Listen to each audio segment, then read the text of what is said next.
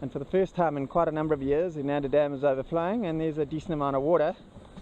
So Tops Needle's got some water in it, and we're going to go down the river, paddle to Durban today.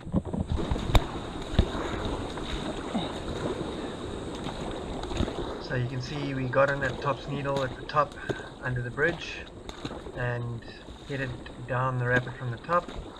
Pretty daunting as a first sort of day in the river after a long time of being off the water.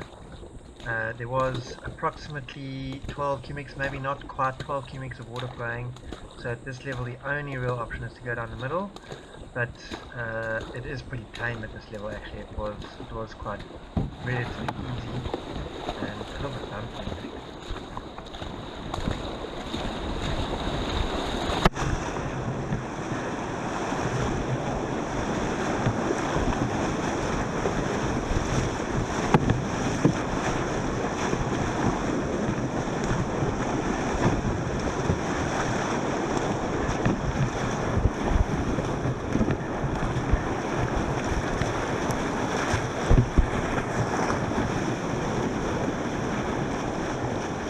So you can actually see I didn't get my splash cover on properly.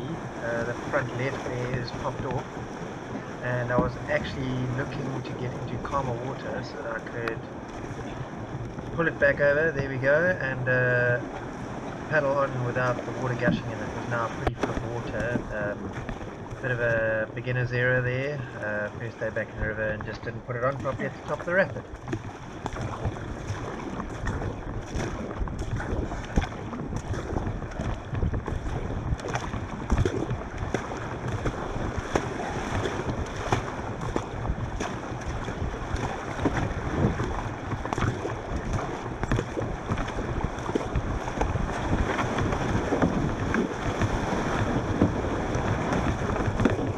Right.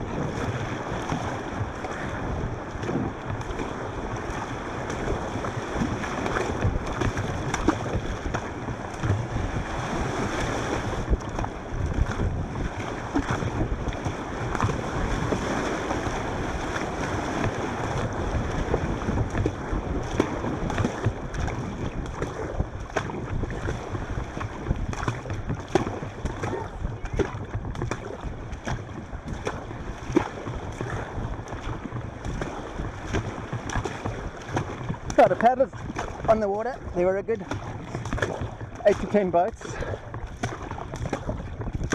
when we arrived. Busy river, kindergarten.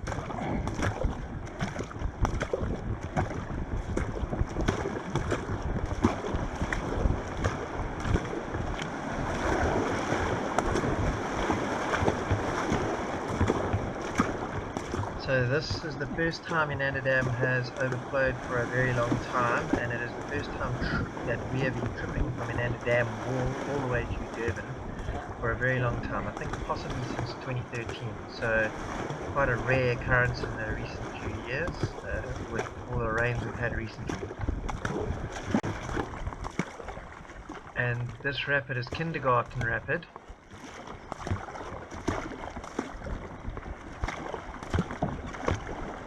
I'll go this way. You'll see I'm with Anstott here. He's just taken an experimental line. I'm on the conventional line. Kindergarten, there's a lot of channels in the river and a lot of gaps between the rocks, and for novices it can be a little bit daunting knowing which one to choose. Luckily I do have a reasonable amount of experience and still can remember all the channels. In a lot of places the river has, with the lack of water flow, the reed growth and kind of tufts and that has become quite a lot more than it used to be. So it's quite difficult to actually see where the water is going and what the current is doing. So river knowledge is quite important and helps a lot.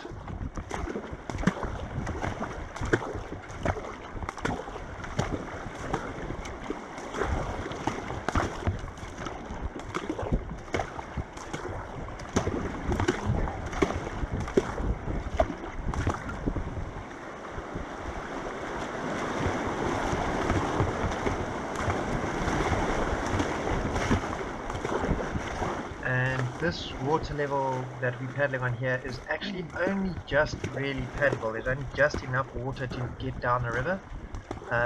So racing, there's likely to be more water than this and not as bumpy as what it is in this footage.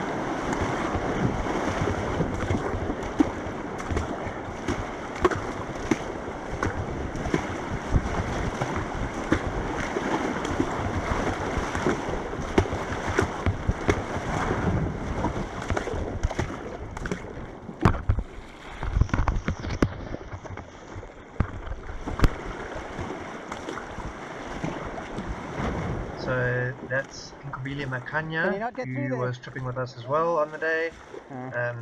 He tried one of the alternative lines that needs a little bit more water than this. On this level you have to go far left in side chute. That's the rapid we're in now. That's why it's called side chute, because you shoot it down the side. Very, very bumpy. You can see that I got stuck there. My weight at my very lightest, I'm a 90 kilogram paddler. Ant managed to get through a lot better than me. He's quite a bit lighter, but yeah, at my weight, very, very difficult to get through. It managed to get down without getting out though, but very, very bumpy. It did do a little bit of damage to my boat though. This boat is my 2011 Dusi boat, so it's 10 years old and very brittle. Top up from the Umgeni River here. Bit of rain last night. Should give us a little bit more to scrape over some rocks.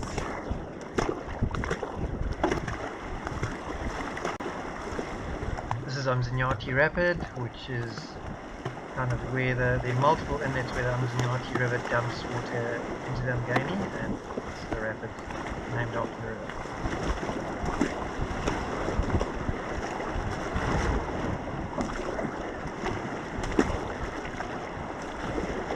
Oh, there's people on the side of the bank.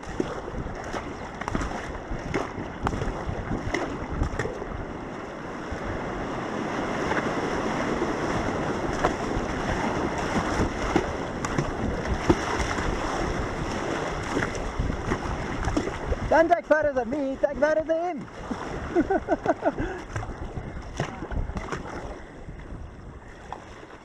So,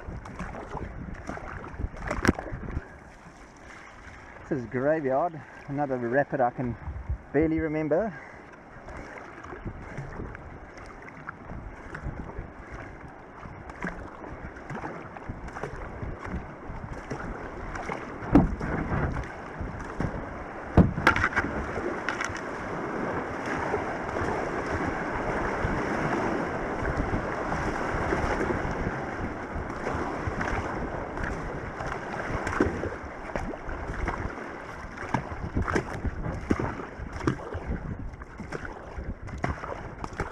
Got 3 parts to it. That's the top part. And we've just done.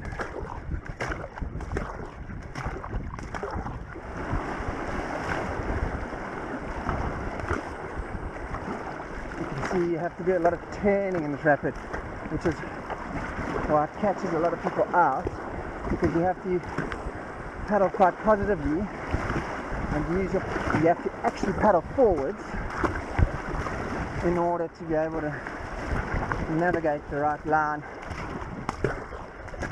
When people stop paddling, they tend to drift with the water and then end up sideways against rocks.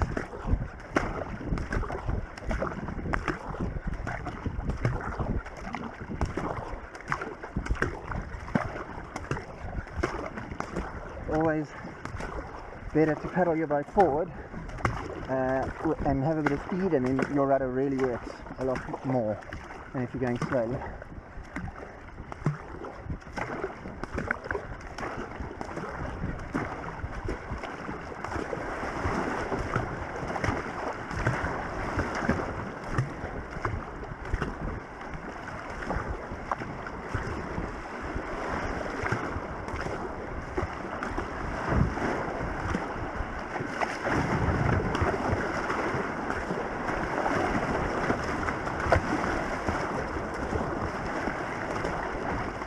Here you can go right to these rocks,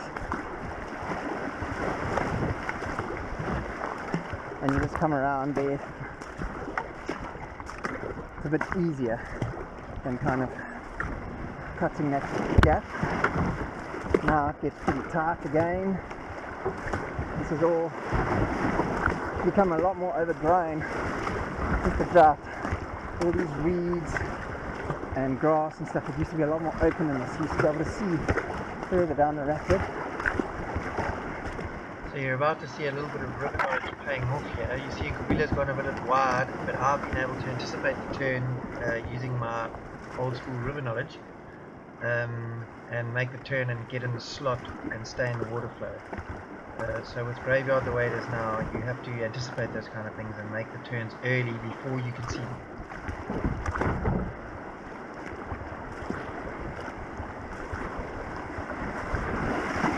You've got to be able to, if you've got river knowledge, you anticipate the turns and start turning early.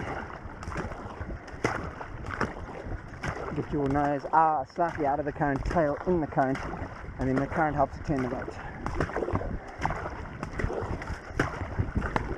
So that's graveyard done, all three parts. Just, it's very technical. You'll bump, you will bump. Just keep it straight and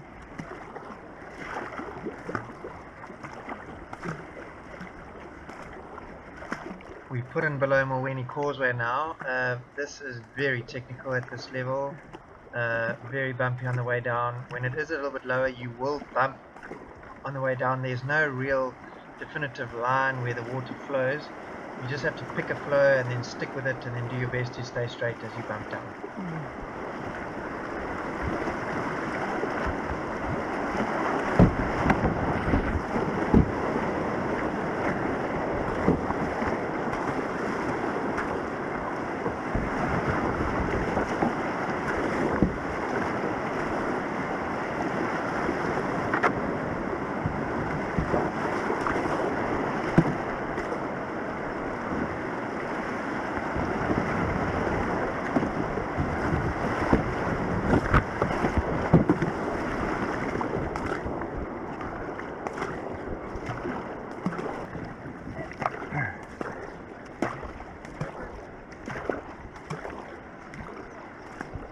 this is marble arches.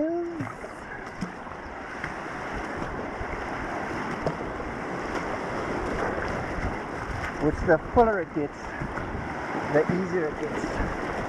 But it straightens right out. Let's see if this is working. It is indeed working.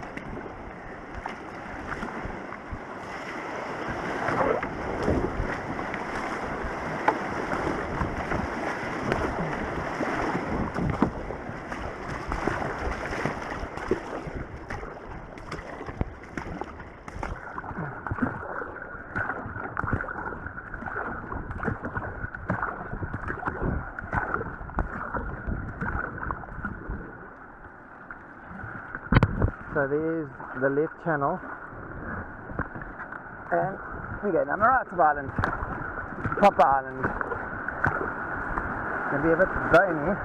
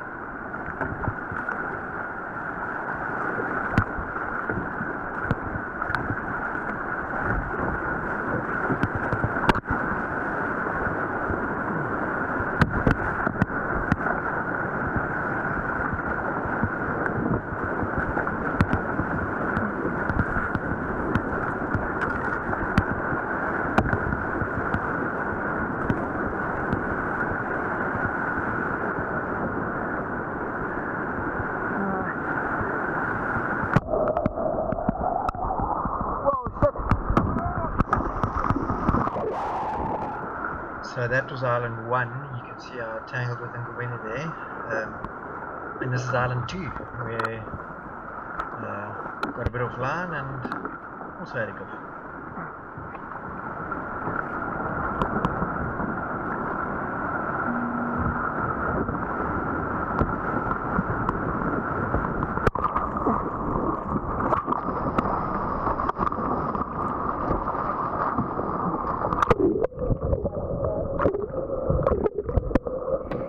So the right channel of Island really isn't for the faint-hearted. You really need a bit of skill and experience to be able to get down there safely.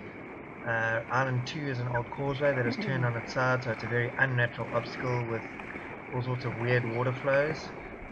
Really not for the faint-hearted. I would say less than 5% of the people who are on the start under the Dusi are capable of getting down there, and by far the majority of those 5% are in A-batch, but obviously there are the occasional experienced buddy who can get down there and doesn't pedal in A-batch anymore, but he probably once was.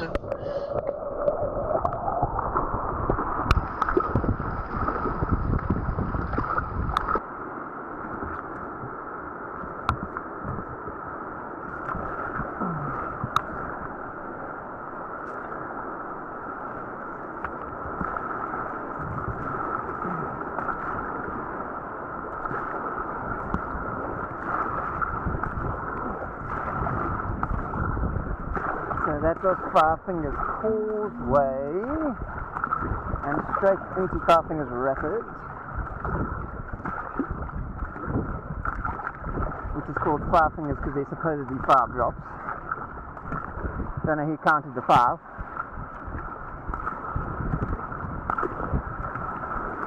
Or how you count the drops, but as you relatively know the way down. This level we're going to have to go quite far. Oh no, it's not actually too bad.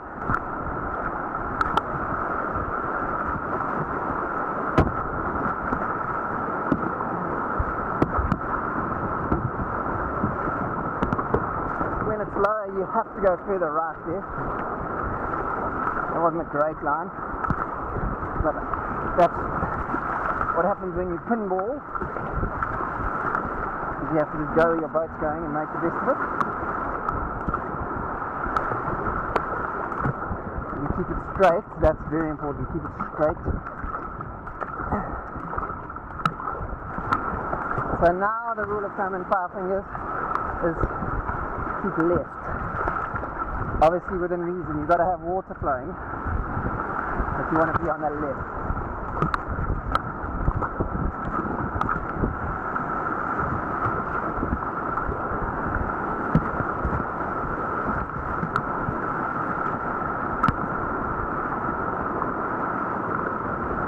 Like there, you can't go too far left, but you're in the flowing water that's on the left.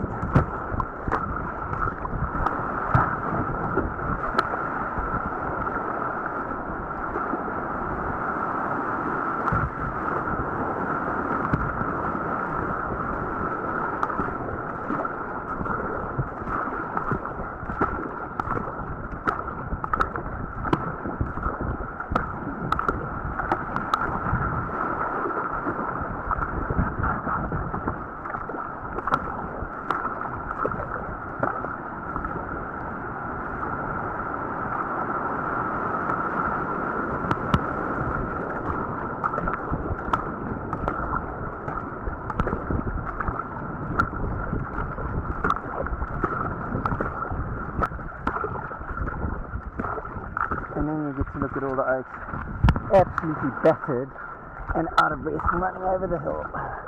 We will put in just on the straight piece of river. So coming up to Pump House, not that much water, so we're just going to get out and climb down so we don't pain the boats. We're paddling some very old brittle boats.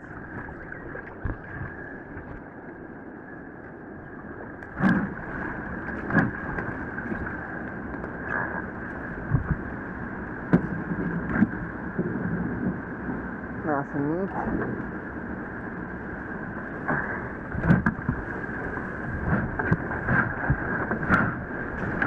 So there was once a time when there was all moss and we used to shoot over here and then just slide down.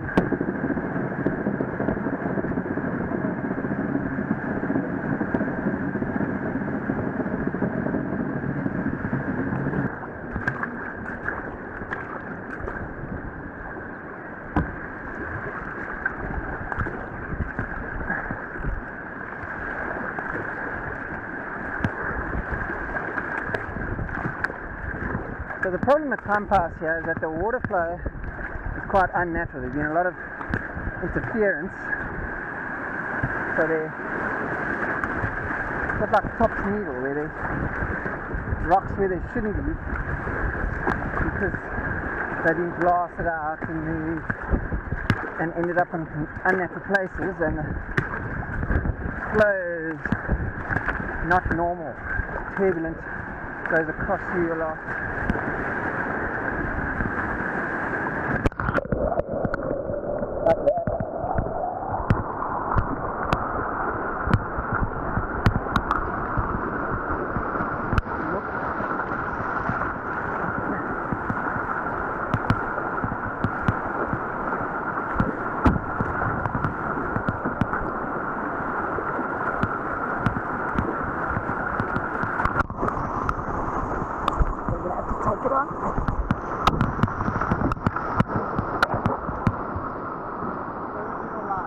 Huh?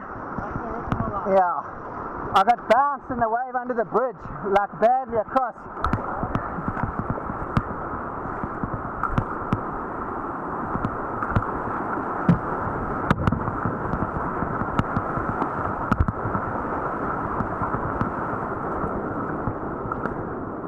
So I was trying to take the kind of conventional line, bouncing a lot.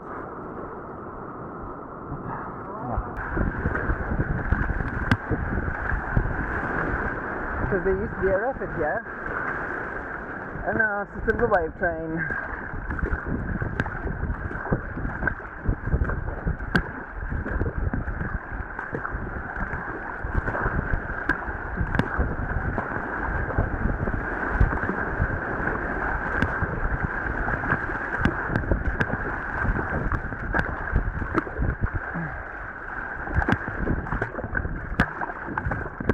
And that's it.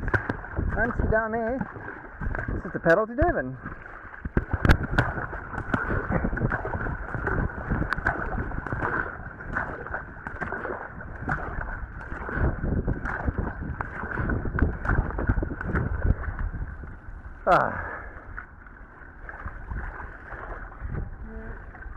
Thank you. That was a lot of fun.